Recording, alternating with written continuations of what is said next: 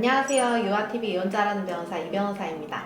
저희 오늘은 저희 법인 변호사님들 4명 다 오늘 완전체로 한번 인사드리려고 자리를 마련했습니다. 저는 법무법인 유아의 대표 변호사 이인수 변호사입니다. 저는 경력 11년 차고요. 대한변호사협회 이혼가사법 전문 변호사로 등록되어 있습니다. 네, 안녕하세요. 저는 법무법인 유아의 송현우 변호사입니다. 저도 11년 차고요. 대한변호사협회에 이혼이랑 민사법 전문 분야로 등록되어 있습니다. 안녕하세요. 장우진 변호사입니다. 저는 가사법 전문이고요. 9년 차 됐습니다. 안녕하세요. 법무법인 유아 황다현 변호사입니다. 저는 6년차 변호사고요. 대한변호사협회에 이혼 전문으로 등록되어 있습니다. 네, 오늘 주제가 혹시 어떻게 될까요? 저희 오늘 뭐 한번 찍어볼까 하다가 제가 개인적으로 그냥 변호사님들 좀 궁금한 거랑 뭐 기억에 남는 사건이랑 그냥 주절거리려고 하는데 얼마 전에 저희가 여자 변호사님들께 다 모이는 일이 있었는데 여자 변호사님 막 웃으면서 그래도 변호사들은 제의 아닌가? 이렇게 MBTI 있잖아요. 그래서 변호사들은 그래 제의가 많겠지 했는데 변호사님들 개인적으로 궁금해서 MBTI 한번 좀 알려달라고 말씀드렸거든요. 사실 옛날 사람이 뭔지 잘 몰랐는데 검사를 해보라고 해서 ISTP라고 하더라고요. 내용을 읽어보니 또 신기하게 또 내 성향을 또 맞는 것 같기도 하더라고요. 저 너무 공감 가는 게 저 어제까지도 제 MBTI가 뭔지 몰랐거든요. 변호사님 검사해보라 하셔가지고 했는데 심지어 기억도 못해서 적어왔어요. 저는 ISFJ이고요. 용감한 수호자, 진정한 이타주의자라고 하는데 차분하고 헌신적이며 인내심이 강하다. 타인의 감정에 공감을 잘한다. 이거 너무 이혼수성에 적합하지 않나요? 아니 근데 진짜 네. 딱 맞는 것 같아요. F일 것 같다 이 생각했거든요. 진짜. 어. 사실 저는 그래 직원들 면접 볼 때 MBTI 물어봅니다. 제가 사건을 약간 배당을 할 때 이 사건 좀 열심히 써야 되고 약간 좀 구구절절 써야 된다면 여기 아니 너무 힘듭니다. T라고 하셨죠? 근데 네. 보통 변호사들이 T가 많아요. T가 많고 그리고 변호사들이 J가 많아요. 변호사님은 뭔가요? 저는 ENFJ인데요. ENFJ는 타인의 말을 잘 들어주고 타인을 잘 도와주는 유형이고 한국인 중에서는 1.5%밖에 없는 희귀한 MBTI라고 합니다. 오. 변호사 F셨구나. 네, 저는 ENFJ로서 의뢰인에 가장 가까운 편에 서서 수호천사 같은 변호사라고 할 수 있습니다. 다른 변호사님들 뭘까 궁금했었던 게 당사자 중에 오셔서 변호사님 MBTI 뭐에 물어보는 당사자가 있었어요. 그래서 제가 저 ESTJ인데요. 그러니까 막 박수를 치면서 변호사로서 제일 적합한 MBTI네 이러면 되게 좋아하셨어요. 결혼하신 지 얼마 안 되신 여자분이셨는데 되게 예쁘시고 그분의 MBTI는 뭔지 들으셨어요? 아니요 못 들었어요. 근데 그분은 딱 봐도 J예요. 이혼 소송 하시기 전에 이혼을 준비를 1년 하셨어요. 우리 사무실에 1년 전에 오셔서 상담을 하시고 1년 전에 맡기시고 어떻게 하면 돈을 빼돌릴 수 있는지 저한테 다 물어보시고 그날 통장인 노무재산분의 대상을 삼으시고 잘 끝났습니다. 그래서 저희가 이렇게 모여서 이렇게 다 같이 있을 기회가 잘 없거든요, 사실은. 변호사들은 좀 근데 전문직으로서 좀 의사들이랑 조금 다른 거는 의사들은 정시 출근하고 정시 퇴근하는 경우가 많잖아요. 그러니까 레지던트 뭐 인턴 때 말고. 근데 저희는 이제 변호사가 되고 나면 출근도 조금 자유롭고 그리고 퇴근도 좀 자유롭고 근데 퇴근이 좋은 의미에서 자유로운 거지 퇴근이 아니고 계속 뭐 일하고 주말에도 막 일 생각하고 있고 어디든지 노트북 하나만 들고 와서 좀 일하고 좀 이런 게 있는데 그래서 저희가 이렇게 모여서 이렇게 다 같이 있을 기회가 잘 없거든요, 사실은. 다들 뭐 재판 다니고 뭐 이러니까 저희가 이번에 이렇게 4명이서 촬영 한번 하자 이랬는데 카메라가 지금 2대잖아요. 보통 저희가 2대 정도로 촬영을 하니까 PD님이 제안을 하신 게 그러면 방법이 있습니다, 카메라가. 그래서 다들 아이폰을 꺼내셔서 아이폰으로 다 촬영을 하시고 이렇게 딱 하면 됩니다. 이렇게 저희한테 얘기를 했는데 변호사님들 물어보진 않았어요, 사실은. 변호사들은 아이폰 안 씁니다. 여기도 갤럭시죠. 그러니까 변호사들이 왜 갤럭시를 쓰냐 하면 아이폰이 원래 그 통화 녹음 기능이 안 돼요. 변호사들은 증거에 이런 거 좀 민감하잖아요. 증거 수집해야 될 때도 있고 당사로 얘기할 때 또 기억을 해놔야 될 수도 있고 해서 변호사들은 또 갤럭시를 쓴다. 변호사라는 직업이 또 적성에 좀 잘 맞으시는지 이런 건 좀 궁금하거든요. 변호사님은 네. 변호사 해야 되겠다고 생각하신 계기 있으세요? 저는 사실 법학과 나와서 너무 자연스럽게 법조인의 길을 좀 생각했던 것 같고요. 이게 계기라고 할 수 있을지는 모르겠는데 제가 변호사 할지 아니면 다른 길로 갈지 좀 고민하고 있을 때 혼자서 한 달 정도 서구권으로 여행 다녀온 적이 있었거든요.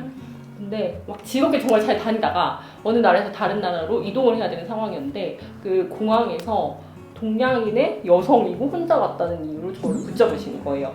그래서 이제 수십 명이 그냥 계속 통과를 하는 상황에서 저는 계속 붙잡혀가지고 뭐 몸수색이나 뭐 진검사라든지 너 어디서 왔냐, 뭐 하는 사람이냐 이거 계속 질문을 하시는 거예요. 나중에 알고 봤더니 동양인 여자분들이 관광 비자로 혼자 들어오셔가지고 성매매. 현지에서 성매매하거나 불법 체류하는 경우가 많아서 그러셨던 거래요. 근데 그때는 이제 왜 그런지도 모르고 비행기 시간 다 돼가는데 좀 미치겠는 거예요. 막 너무 당황스럽고 억울하고 이런 상황이었는데 저는 다행히 잘 출국을 했습니다만 내 의지와 상관없이 아니면 잘 몰라서 이렇게 억울하거나 부당한 상황에 처했을 때 얼마나 좀 힘들까라는 생각을 많이 했었고 변호사는 자기가 가진 지식으로 이런 억울함이 있는 분들 해소해드리고 도움을 드리는 거잖아요.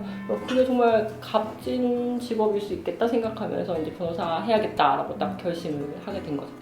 제가 학생이라고 하니까 더 의심을 하시는 거예요. 근데 어린 마음에 약간 나 한국 변호사야 라고 딱 얘기를 하면 뭔가 프리패스 될 것 같은 그런 생각 들면서 변호사 해야겠다라고 결심하고 열심히 공부해서 변호사가 됐죠. 네. 저는 대학에 진학할 때까지만 해도 그 변호사라는 직업에 막연하게 관심이 있었고 저는 전공은 영문과 전공이고요. 부전공이 법학인데요. 저는 사실 싸움을 막 좋아하는 성격은 아니라서 변호사가 적성에 잘 맞을까 이런 생각도 많이 했었는데 저만이 가지고 있는 이제 사람에 대한 애정과 관심, 그러니까 쉽게 말하면 오지랖이 굉장히 넓은 성격이라서 그게 변호사한테 잘 맞을 수도 있겠다 이런 생각을 하면서 지금 일 잘하고 있는 것 같습니다. 그때는 다른 대체제 선택할 수 있는 직업이 뭐였어요? 저는 좀 원래 성격이 좀 친절하고 이런 성격이라서 서비스 업종으로 나갔을 것 같습니다. 영어 영문과 서비스 할 게 있어요? 스튜어디스를 할 수도 있고요. 아. 네. 변호사의 키가 68, 74, 81이에요. 전 노코멘트 하겠습니다. 변호사님은 사실은 뭐 변호사의 꿈을 막 처음 갖고 막 법대 가고 이런 건 아니었던 것 같고 그냥 배치표 보고 점수 따라서 갔던 것 같은데 수능 가서 두개 하다- 틀리셨대요. 가서 하다 보니까 맞았고 그냥 진로가 그쪽으로 가는 게 제일 좋다고 다들 하니까 우여곡절 같아서 그냥 뭐 변호사가 된 것 같아요. 막상 이제 맡아서 일을 해보니까 은근히 잘 맞는 것 같아요. 재미도 있고 되게 다양한 사건들이 많이 있잖아요. 함부로 말할 수 없지만 막 뉴스에 나오는 사람들도 막 내막을 들을 게 한 번씩 생기고 재밌는 일이 좀 많아서 직업으로서는 되게 좋은 직업인 것 같아요. 영화 중에 그 금발이 너무해? 거기 보면 그 예쁜 그 여자 주인공이 예쁜 옷 입고 법정에 가고 막 이런 내용 막 나오잖아요. 증거 차단해서 막 승소하고 막 이런 거 있는데 좀 재밌을 것 같은 거예요. 그래서 힘들 때마다 그냥 그런 영화 같은 거 보면서 그렇게 된 편이에요. 네. 전 키가 작거든요. 그래서 서비스직은 갈 수가 없다. 어디서든지 마이너스일 거다 생각해서 그냥 공부 열심히 해야지 생각했었어요. 로스쿨 떨어지면 변호사를 못하는 거예요? 로스쿨 떨어지면 요즘엔 변호사 시험 자체를 칠 수가 없죠. 로스쿨에 합격을 하고 졸업을 하고 변호사 시험에 합격해야지 변호사가 되는 거예요. 로스쿨 그럼 석사 이런 개념인 거죠? 그렇죠. 졸업하면 석사고 그래서 저희 다 석사예요. 정확하게 말하면 전문 석사라고 음. 그 따로 학기가 있어요. 석사랑 좀 다른데 어쨌든 석사랑 비슷한 거. 그럼 로스쿨은 약간 그 학사처럼 뭐 학교 생활을 하는 건 아니에요? 아니에요. 아니. 학교처럼 하고 더 빡세게. 학기 이렇게 해서 맨날 응. 가고 네. 그럼 CC도 생기고 하겠네요? 쉬쉬 많죠. 정글이에요, 정글. 아 정글이에요? 변호사님은 여대를 이대 나와서 나오셔가지고 경험이 없어요. 근데 이제 뭐 한창 때 남녀를 기숙사하고 뭐 사실 늘 같이 수업 듣고 이러니까 당연히 뭐 커플이 많이 생길 수밖에 없겠죠. 진짜 약간 결혼 정년기에 남녀를 모아둔 거잖아요. 미혼이신 경우에.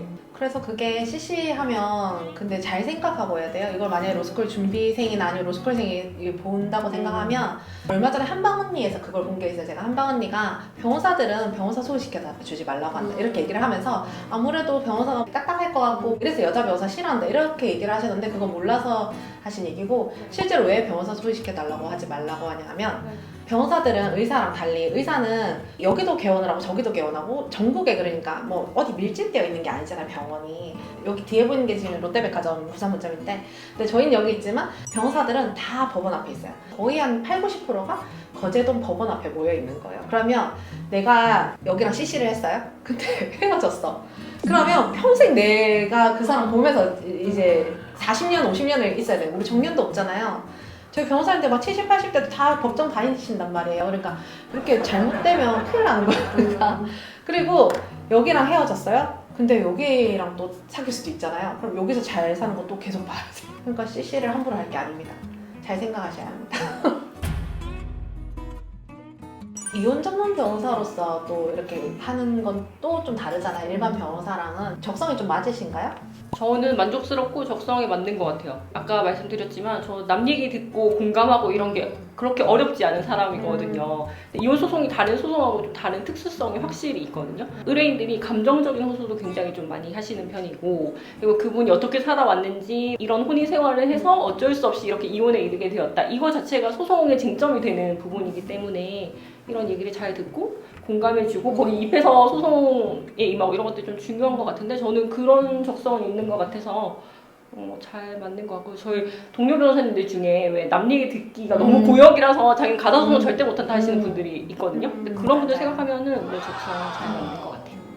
저는 거의 엄마의 왕으로 이제 당사자들 보살핀다 이런 심정으로 일을 하고 있고, 실제로 자식이 잘못을 했다고 해도 엄마는 자식 편을 들게 되잖아요. 그래서 저는 저희 의뢰인의 말을 전적으로 신뢰하고 그 편에 서서 일을 하고, 그러다 보니까 또 가끔은 상대방이 항의 전화를 받을 때가 있어요. 왜 그 사람이 다 거짓말인데 왜 그대로 쓰냐, 뭐 저를 고소하겠다 이런 맞아요. 얘기도 하시고. 근데 사실 그런 전화를 받으면 아, 내가 그 사람의 치부를 잘 건드렸구나, 내가 이기고 있구나 이런 생각이 들면서 일하는 원동력이 됩니다. 그러고 보니까 옛날에 인수 변호사님 처음 사무실 있을 때 밑에 1층에 가정 파괴범이라고 막 써놓고 막 진짜요? 제 얼굴에 밑에다가 이렇게 네. 욕 표시해놓고 와. 가정 파괴범이라고 이렇게 음. 누가 쓰고 가셨더라고요. 나 그래서 혹시 상처를 받자니까 위로를 했더니 훈장처럼 생각을 아, 하는데 역시. 그거 말이네요. 이혼 전문 변호사는 다르다. 다르네. 이혼 정변 하다 보면 보통 민사 사건이나 뭐 형사 사건처럼 이런 분들을 대하는 게 아니라 일반인들 진짜 대하잖아요. 그러니까 어떤 누구의 엄마, 누구의 아빠, 뭐 남편, 아내 이렇게 대하기 때문에, 옛날에 제가 이렇게 소송을 했더니 전 남편분 대리했었는데 아내분이 막 저를 계속 따라서 오시는 거예요. 막 따라와서 법정 앞에서부터 계속 막 욕설을 비슷하게 하시면서 저를 계속 엘리베이터까지 쫓아요. 그러니까 아, 먼저 가십시오. 그러니까 계속 쫓아오면서 나도 엘리베이터 탈 건데요. 이러면서 막 그래서 아, 왜 그러세요? 그러니까 뭐 어떻게 저런 남자를 변호하냐면서 막 이렇게 어머니 가세요 이렇게 하니까 계속 저한테 말해서 한 번만 더 그렇게 하시면 경찰 고소할 겁니다 이렇게 했는데 저한테 미친년이 이러고 가셨어요. 그래서 제가 바로 고소했어요. 어떻게 저런 남자를 변호하냐 이런 거 좀 많은 것 같아요. 근데 다들 뭐 누군가의 변명을 또 해줘야 되니까. 네, 오늘 이렇게 황금 같은 주말에 다 같이 모여가지고 한번 이렇게 다 같이 촬영해봤는데요. 오늘 뭐 얘기 중에 좀 재밌는 부분, 또 도움되셨던 부분 좀 있으셨으면 좋겠고, 다음번에 또 재밌는 얘기로 또 찾아뵙도록 하겠습니다. 저희 오늘 유아TV 구독해주시면 감사하겠고요. 좋아요도 꼭 눌러주세요. 네, 감사합니다. 다음에 또 뵐게요. 감사합니다.